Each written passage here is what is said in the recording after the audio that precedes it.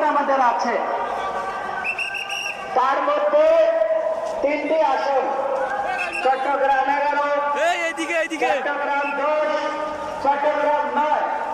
দাঁড়িপাল্লার প্রতিটি 11 দলের প্রার্থী নির্বাচন করবেন। উপস্থিত ভাইরা, আমরা এই 3 আসনের যারা আজকে এখানে উপস্থিত আছি, আমরা দাঁড়িপাল্লার একটা ভোট দেবো এবং হার পক্ষে ভোট দেবো। আরেকটি আসন চট্টগ্রাম 8, যেটা আমরা জানি যে সাতলা করে আসছে, সেই আসনকেও আমরা বিজয়ের আসনে নিয়ে আসার চেষ্টা করবো। সংগ্রামের ভাইরা, আমরা আজকে যারা এখানে